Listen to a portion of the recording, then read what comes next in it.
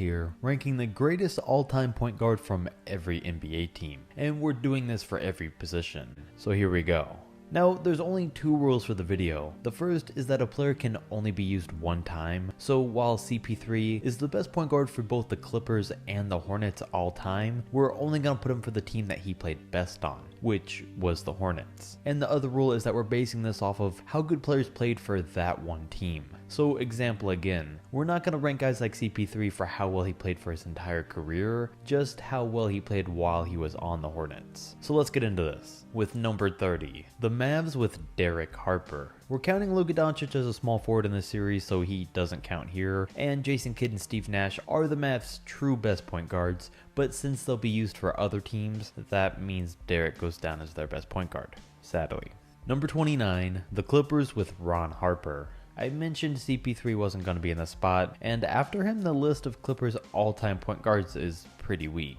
So the spot easily goes to Ron for having a few good years while the team sucked. 28, the Pacers with Mark Jackson. Mark's a good point guard, but also really had no competition here, besides maybe a guy like George Hill, or the current day Pacers point guard in Malcolm Brogdon, which really isn't too much competition. 27, the Grizzlies with Mike Conley. And he was a great all-around point guard for them, but still was never an all-star, and right now the biggest accomplishment to his name was for being a good sport and winning the NBA horse competition. So he ranks here.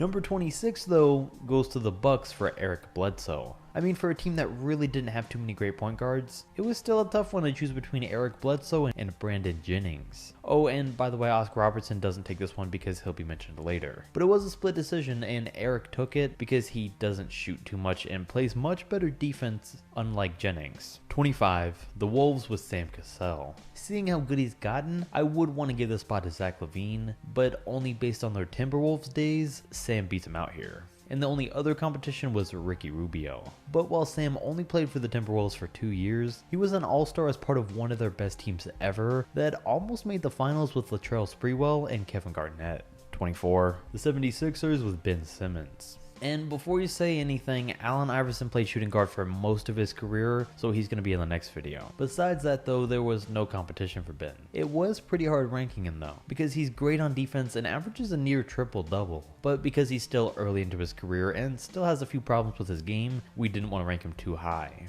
Number 23, the Hawks and Trae Young. And Trae ranks ahead of Ben currently in the NBA, so he also ranks ahead of him here. And with more experience, especially in the playoffs, Trae is gonna continue to move up on this list in the future.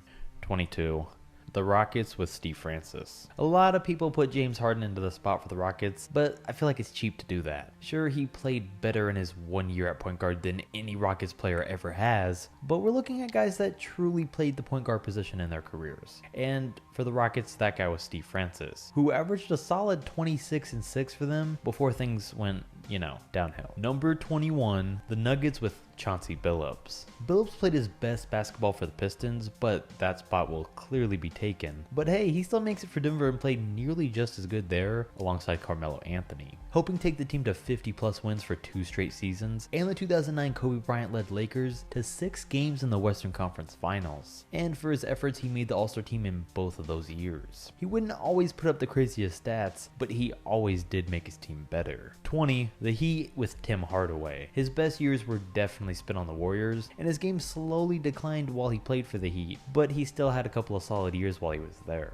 Most notably his 1997 season, where he led them to 61 wins and to the Eastern Conference Finals, of course losing to the Bulls. 19, the Hornets with Kemba Walker. And no, we're not going to put Muggsy Bogues here. And the Hornets Chris Paul played for are now the Pelicans, so we'll get to that one later on. As for Kemba though, he really has developed into a top 5 or 6 point guard in today's game, especially thanks to his last year in Charlotte. But his lack of playoff experience really hurts his ranking.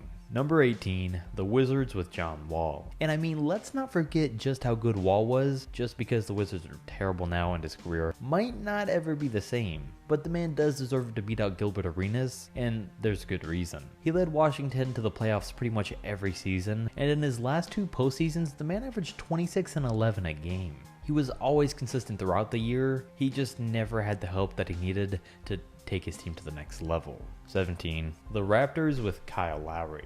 And Lowry's the definition of just a solid all-around point guard. And for years I didn't give him the credit that he deserved because he would constantly not show up in the playoffs. But now, since he was able to help the Raptors to their championship and didn't have any games where he just completely disappeared like he used to, I feel like I can give him some of the credit he deserves as a point guard. At least until next postseason eventually comes around and we see how well he plays again without Kawhi. But until then, I got him here.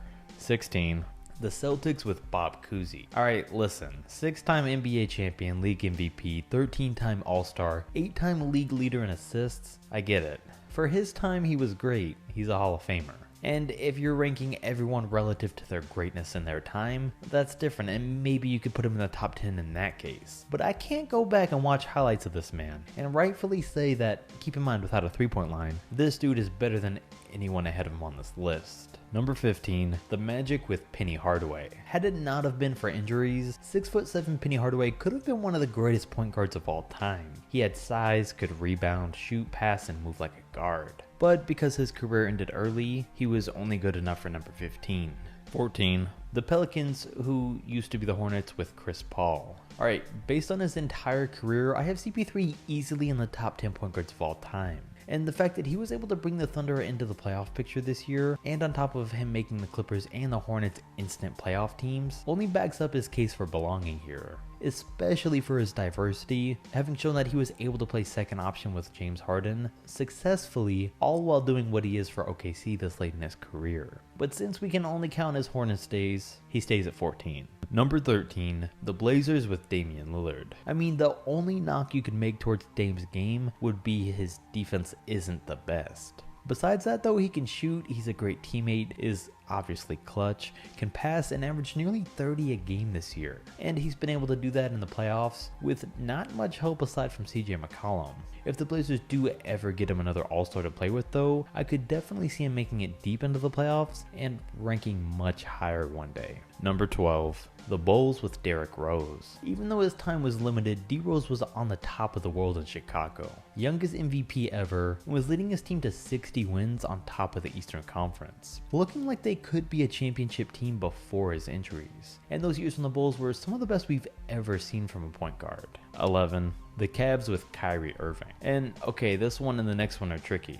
Now, I don't know if he belongs one spot ahead of Rose, but I think numbers 12, 11, and 10 all belong in one category where they could all be swapped out for each other based on how you look at it. For Kyrie though, I put him here because he's a near 40% shooter from 3 and played a huge part in helping LeBron win that championship. Something that D-Rose at 12 and number 10 haven't done in their careers. And LeBron wouldn't have done it without Kyrie. I mean, with Love out for most of those playoffs, Irving was having multiple big 30 and 40 point games, plus hitting a lot of the clutch shots down the stretch, especially in Game 7 to win the entire championship. I mean, we've seen that he's clearly not a leader, but definitely one of the best second options possible. Number 10, the Thunder with Russell Westbrook.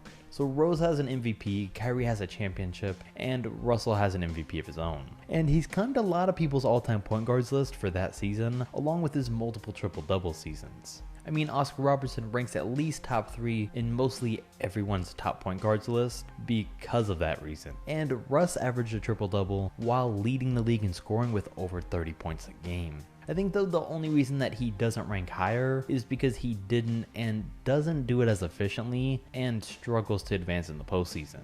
9. The Spurs with Tony Parker. I mean, Tony was the perfect point guard for the Spurs. He was a quiet player, and even though he was undersized and really wasn't an athletic player, he was one of the best around the rim, was the perfect teammate, and excelled in clutch moments, which is how he played a big part in winning his 4 championships and won Finals MVP in 2007. Number 8.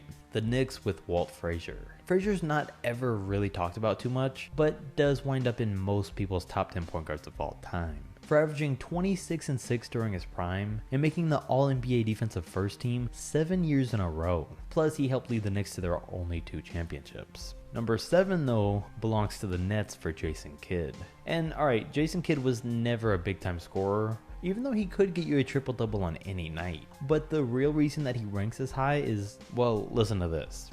The season before Kidd got drafted to the Mavs, they finished with a 13-69 record. His first season there, they improved to 36-46. The season before he got traded to the Suns, Phoenix finished 40-42. The season after he got there, 56-26. Then the season after he left, they went back down to 36-46. But here's the big one. The season before he got traded to the New Jersey Nets, they had a 26-56 record. And his first season there, where very little changes were made to the team, they went 52-30 and made it to the NBA Finals. Then made the finals again the next season, and you get the point. He made his entire team better wherever he played, and that's why he ranks this high. Number 6, the Suns with Steve Nash. And Nash basically did the same thing for the Suns. 29-53 record before getting him, 62-20 his first season there. Then went on to make them look like title contenders nearly every year that he played there, all while winning 2 MVPs. And a lot of people say that he shouldn't have won them, but hey, in the record books, he's the guy that has them. Plus, he was way ahead of his time for how he played. The number 5 goes to the Jazz for John Stockton. And John was never a guy that really was an MVP candidate and also has no championships. But having the longevity that he did, while setting a ton of all-time records, he earns a spot. Number 4, the Pistons with Isaiah Thomas. Great all-around point guard that was actually an all-star every single season of his career except for his last, and led his team to 2 championships. And Isaiah was really the total package when it came to a point guard. Number 3, the Kings with Oscar Robertson, who definitely comes to mind when speaking of point guards that are the total package. I mean, a 6'5" point guard that personally could do it all, and as a team he won a ring with Kareem. Number 2, the Warriors with Steph Curry. I really don't think that at this point any case can be made to not have Steph as the second greatest point guard ever. He's played some of the greatest personal and team basketball that we've ever seen, and really ever will see. And hey, with the pace he was on in 2016, if KD had never joined the Warriors, who knows how many more MVPs he could have won in a row, if any. Number 1, the Lakers with Magic Johnson. And I mean, honestly, nothing needs to be said here, so I'm not gonna say anything.